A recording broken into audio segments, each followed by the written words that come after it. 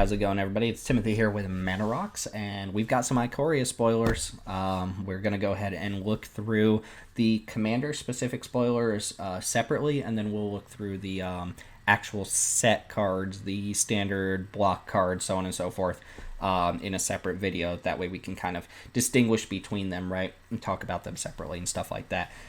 So we've just got 5 cards to talk about in this video. They're going to be the actual commanders at the face of each of the commander decks. And keep in mind, these cards, the commander decks are being printed alongside the actual set this time. So they're Ikoria themed decks, so to speak, but these cards are not necessarily in the actual set. I believe, if I remember correctly, there are going to be 3 new cards in each of the decks. It might be more than that. No, it's more than that. I'm thinking of something later on this year, the Zendikar decks or something like that. No, there will be new cards that are kind of Ikoria themed running throughout the commander product. But I think for today, the only actual new commander specific cards that we have seen so far are the actual commanders themselves. So we're going to go through them one at a time, talk about them, and just see kind of what we like, what we don't like. Spoiler alert, I kind of like them. And we've got a couple of new mechanics to talk about as well, which is kind of cool. We'll talk about those again in the separate video covering the actual spoilers from the set. But feel free to subscribe below if you like this sort of stuff. If you want to see more, if you like the webcam, if you don't like the webcam, let me know in the comments below so I can kind of adjust that to people's liking. And let's go ahead and start off with Gavi. So note that these are the cons colored. I guess you want to call them they call them the wedges, right? These are wedge colored commanders. So you've got like your Jeskai, Abzan, Temur, Mardu, and Sultai. But let's go ahead and start off with the Jeskai commander. This is Gavi, Nest Warden. I think you should be able to see the card pretty close there, not cut off or anything like that. Gavi is 2 blue, red, and a white. So you've got your Jeskai commander. It's a 2/5 legendary human shaman. Humans kind of matter for this set, by the way, for mutate purposes, but this is not going to be a mutate deck, so it doesn't really matter that Gavi is a human. It does matter in the actual context of Ikoria that there are humans and non-humans and so on and so forth. But Gavi says you may pay 0 rather than pay the cycling cost of the first card you cycle each turn. So you've got a cycling commander. I've seen people build cycling decks. It's usually like Joda or some generic commander. But this lets you actually combine the really important cycling cards, which are Astral Drift or Astral Slide, and the red one, something Rift. I can't remember what it's called. Astral Rift? Is it Astral Rift? I don't think so. But also like Drakehaven, right? And you get to play New Perspectives, which I assume is just going to be in the deck and stuff like that. Cycling is a theme, not necessarily a full-on theme, but there are cycling cards in Ikoria, which kind of fits the context of that set, right? You've got giant, expensive creatures, and cycling is a good way to kind of mitigate the mana costs of those cards by giving you an option of, getting rid of them in the early game or something like that. So we'll see what actually shows up for cycling in the Ikoria set, but Gavi is your cycling commander of choice basically from now on. She also gives you an extra benefit. It says whenever you draw your second card each turn, create a 2/2 red and white dinosaur cat creature token. Dinosaur cat. We're going to see a lot of nonsense creature types like that, but dinosaur cat. Pretty sweet. And notice that doesn't say whenever you draw your second card from cycling, right? You don't have to cycle to get that trigger. You just have to draw a card on each opponent's turn. Imagine you have like Mind's Eye on board. Every time an opponent draws a card, you can pay 1 to draw a card. That means every turn cycle, you're going to make an extra 2/2 on that opponent's turn, on that opponent's turn, on that opponent's turn. As long as you can draw 2 cards per turn. I guess that's not true. You do have to draw 2 cards per turn, right? So just drawing 1 card on each opponent's turn isn't going to cut it. You do have to draw 2 cards on each of your opponent's turn. But if you can swing that, you're going to make 2/2s. Potentially on every single person's turn, and you can cycle your first card for free. So you get a free draw every turn as long as you have at least 1 cycling card in hand. And if you have 2, you get to basically just pay 0 mana, cycle 2 cards. I guess it's only the first one. I'm botching up a lot of what I'm saying here, but you get to pay 0 for the first one, and then you actually have to pay mana for the second one to cycle, and then you make a 2/2, right? Point is, you have the potential to make a 2/2 dinosaur cat creature token on every player's turn, which is pretty good. That's a nice little benefit that is actually a pretty strong ability. Takes a little bit of work, but I think the more exciting thing here is that you just now have a commander that cares about cycling. That means you can build a cycling deck, and your commander is also relevant, not just some generically powerful card. So Gavi's kind of interesting. I'm interested to see if they go full on and just put all the cycling payoffs in there. Can't play Faith of the Devoted. That is the one cycling payoff, the black one that drains 2 whenever you cycle or discard. You can't play that one, but you can play all the other ones that matter. Next up, we have our Abzan commander, Catheral, Aspect Warper. It is 2 white, black, green for a 3/3. It is a Nightmare insect. You'll see this in the actual Ikoria set. You can just put Nightmare on any creature type, and it makes it way cooler, right? Insect, whatever. Nightmare insect, that's cool. So Catheral is one of those kind of keyword ability Karen creatures. We had one last year in the Sultai deck, in the Morph deck. I can't remember what it's called. I want to say Rashmi, but that's not it. The vampire that said whenever a creature died, you exiled it with a blood counter, and then it had all the abilities of creatures that had died and were exiled. I can't think, Rathme? I don't know, something like that. I can't think of the name of the creature, so forgive me, but let's focus on Catheral here. It says when it enters the battlefield, put a flying counter on any creature you control. If a creature card in your graveyard has flying, repeat this process for First Strike, Double Strike, Death Touch, Hexproof, Indestructible, Lifelink, Menace, Reach, Trample, and Vigilance. No protection. There's no protection on that list. Just FYI. And then put a +1/+1 counter on Catheral for each counter put on a creature this way. So that's 10 abilities, I believe. You fly in, First Strike, Double Strike, Death Touch, Hexproof, Indestructible, Lifelink, Menace, Reach, Trample, Vigilance. Okay, so that's actually 11 abilities. The flying was separate. Which means you can, if you have those 11 keywords in your graveyard, when you play Catheral, you can, for each one of those keywords in your graveyard, you can give that ability to one of your other creatures. This is a new way of kind of representing abilities. If it says flying counter, that's pretty straightforward. A creature with a flying counter on it has flying, but it's a permanent way of marking that now. I think the booster packs are going to come with like little punch out things that you can use as flying counters, menace counters, blah blah blah, so on and so forth. And Catheral gives you kind of the ability to spread out the abilities in your graveyards to the creatures you have on board. You only get to do it once per keyword, right? If I have 3 flying creatures in my graveyard, I only get to give 1 creature flying. But I can give it to Catheral itself, or I can give it to one of the other creatures. The cool thing is that Catheral gets a +1/+1 counter for each ability that you checked off in your graveyard. So if, by miracle, you have all 11 of those abilities in your graveyard, Catheral can gain whatever one of those abilities you want. You can give it Hexproof and Indestructible, which is just very hard to deal with. And Catheral's going to get a +1/+1 counter for each one. So this can potentially come in with 11 +1/+1 counters. It is an ETB effect, right? It says when it enters the battlefield, you get to do all this stuff. So you can kill Catheral in response before it gains these abilities. But note that the actual counters that you're putting on creatures don't target. So you don't get to wait and see what your opponent's going to put them on and then decide what you're going to kill. You have to do it before the ability resolves. Otherwise, your opponent gets to start spreading out those abilities. So I really love this card because it gives you that same kind of deck building restriction as any card that cares about these keywords. Things like Odric, right? Odric is a card that's probably just going to be in this deck. Cards like Soulflayer, which not really a great commander card, but it's a cool card that cares about just having, you get to go gather or search up cards with multiple abilities, and it's just really sweet. The main things here are Indestructible and Hexproof, but, give this thing Double Strike. And was Haste an option? I don't think Haste was an option, right? No, it's kind of, that's actually kind of interesting. Haste is not an option on here. Which makes sense because, it's tertiary and black and green anyway.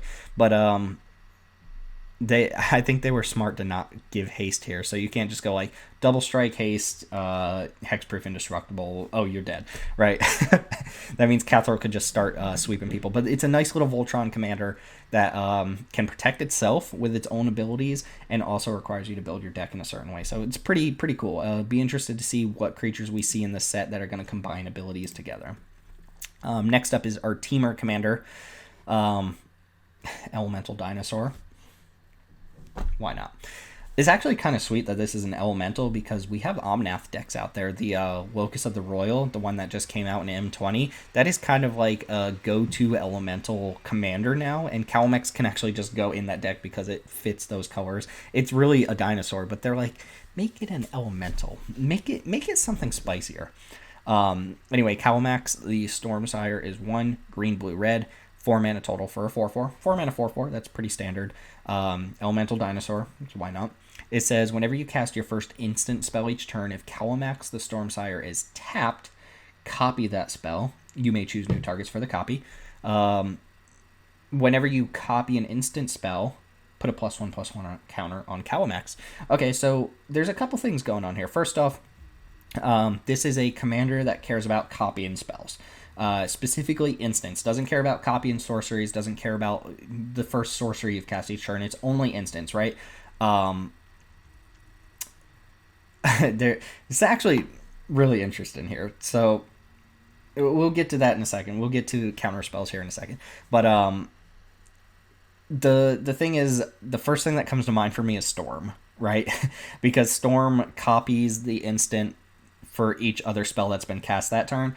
And you can potentially just make a bunch of Storm copies and make Calmex, gigantic, right? So this might just be like a go-to Storm commander. It's also just a cool commander to have if you plan on casting instants, right? If you're going like the Voltron route and you're trying to pump a creature, right? You're going Berserk, and then you get to copy that and Berserk again. It's pretty crazy. And the thing that really gets me here is that Calmex has to be tapped. And there's no way on the card to just tap it, right? It doesn't have a tap ability. So the idea I'm thinking is that they pushed it so that you would be using combat tricks, because the easiest way to get it tapped is to attack with it, obviously. And that means your combat tricks now get doubled up. So I'm wondering if that's what they're pushing for in this commander deck, if that's what the direction we're going to see here. Not like a control deck with a bunch of burn spells and stuff, but an actual like pump spell matters kind of deck. This thing doesn't protect itself though, so I don't know. It can copy counter spells, but the copying counter spells usually doesn't do much. You end up having to either counter your own spell or something along those lines. So, using this as a control card doesn't seem that beneficial. Also note, it's only the first instant you cast each turn, so you can't go crazy and just, completely win the game out of nowhere. You probably can. Calamax is probably enough to win the game with like a Comet Storm or something like that. But it also gets bigger too, right? So they give you kind of this Voltron option. It's a creature that cares about spells, but is also rewarded by being a bigger creature. And it doesn't have trample or anything like that. They didn't give it a keyword, which I find interesting. So I don't know how good Calamax is actually going to be, because unless you're finding ways to actually tap it down, which is fairly easy if you want to, then you have to get it into combat, which means that your instants are going to have to make sure that this can push through, since it doesn't have any actual abilities. And no, it doesn't have to deal combat damage or anything. It's not like Yidris. It just has to become tapped. It has to be tapped to be relevant. But this seems like a pretty sweet card to build around. I think this is going to be pretty popular. I think people are just going to like this card. And it's nice little added bonus that this happens to be an elemental. In the colors that actually care about elementals. We'll see that again in the actual set when we get to that video. But there's another legendary creature in Temur colors that's an elemental. Let's go ahead and move on to Jarina Kudro. There we go. That should be right. Jarina Kudro is our Mardu commander for the set. It is 1 red, white, black. It is a 3/3 legendary human soldier. Again, forgive me for the laptop making its noises. It's going to do that. Laptop's going to do what they're going to do. It says, when Jarina Kudro enters the battlefield, create a 1/1 white human soldier creature token for each time you've cast a commander from the command zone this game.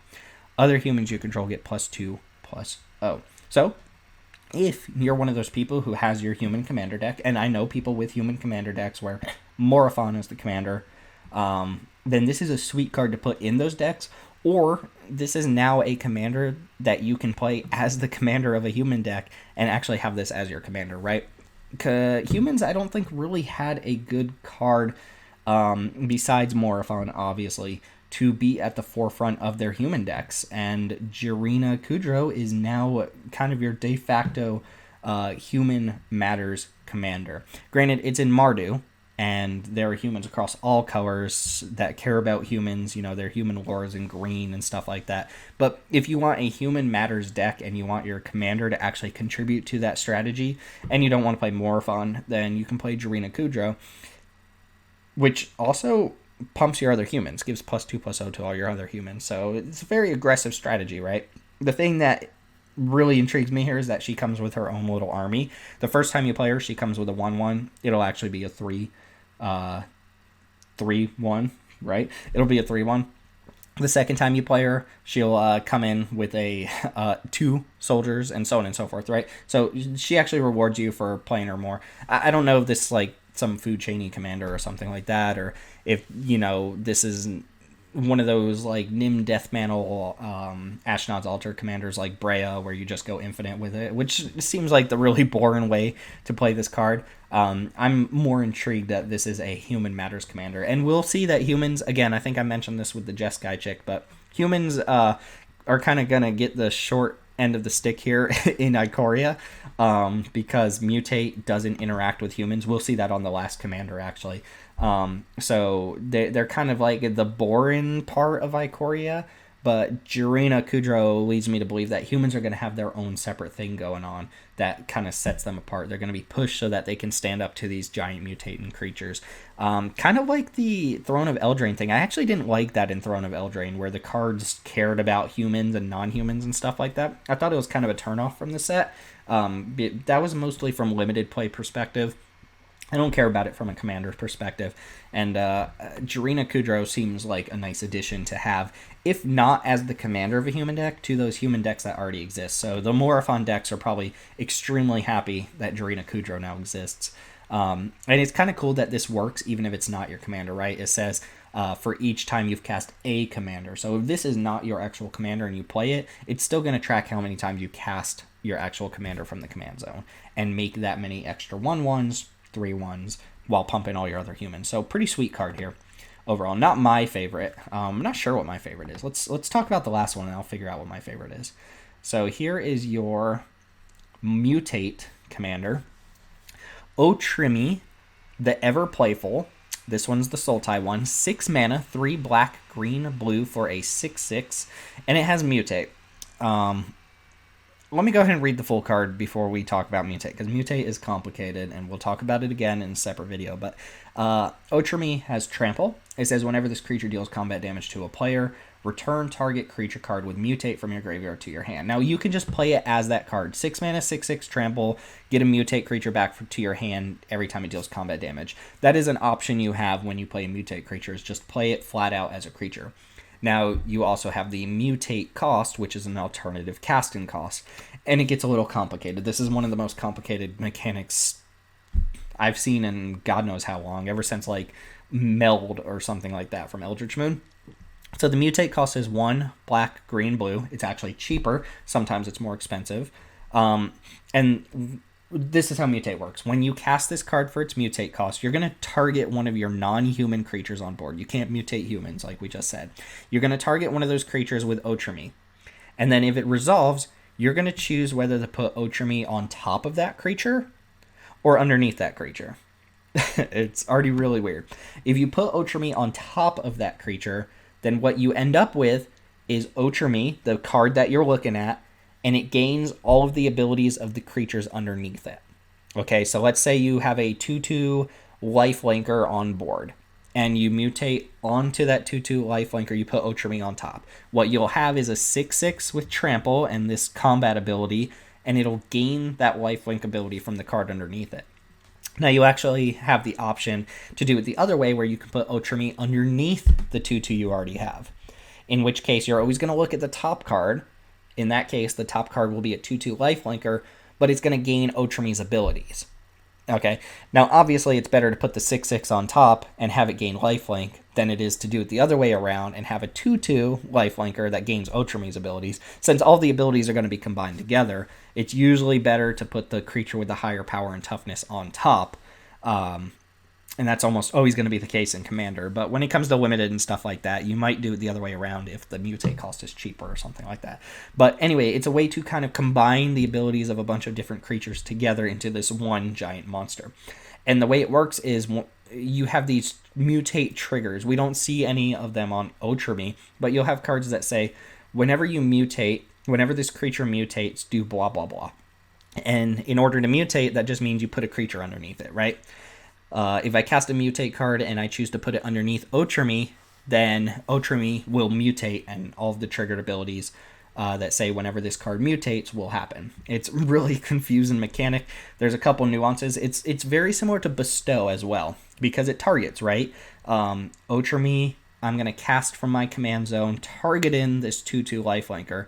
If my opponent says, you know what, I'll kill that 2/2 lifelinker in response, Swords to Plowshares it, Otrami is still just going to come into play as a regular creature. Very similar to how Bestow works. If I bestow a Night Howler onto my creature, and my opponent kills that creature in response, I still get the Night Howler. It still just comes into play. And that's a little bit of a rules tweak, right? Normally, if you kill the target of something like this in response, the spell will fizzle and go to the graveyard.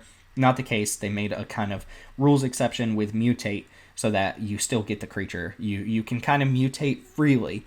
And Otrami is really cool, because if we see actual payoffs for mutating, well, here you go. Here's your commander. Now, just a little spoiler alert, mutate is spread across all 5 colors. There are mutate cards in all 5 colors. Otrami is specifically a Sultai commander, so you are limited to the Sultai mutate cards that they give us in the commander product in Ikoria. So it's a little bit odd to have a new mechanic in 5 colors and then restrict them to these 3 colors for the commander deck, but I'm assuming most of the payoffs and stuff like that are in Sultai colors. We'll see a black one in the actual set here in a couple minutes. Separate video, of course, for you guys.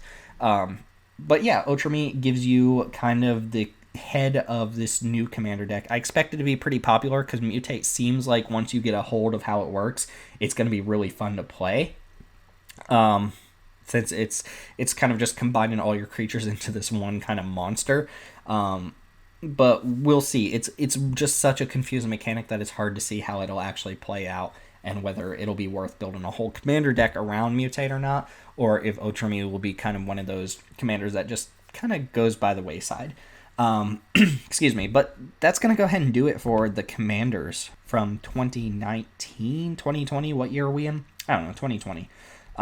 We've got a Cyclone commander. We've got a commander that's kind of showing off the new ability counters, and to me looks like it should be a sweet kind of a Voltron type build. We've got Calamax, a commander that cares about copy and instance. Jarina Kudro cares about humans. It's kind of the de facto Mardu human commander, right? I assume if you wanted to build a Mardu human deck, you would probably play like Queen Marchesa, but now you probably play Jarina Kudro with Marchesa in the command zone. I don't know. And we've also got Otrami showing off the new mutate mechanic. So we've kind of got a bunch of things showing off a bunch of things from the set.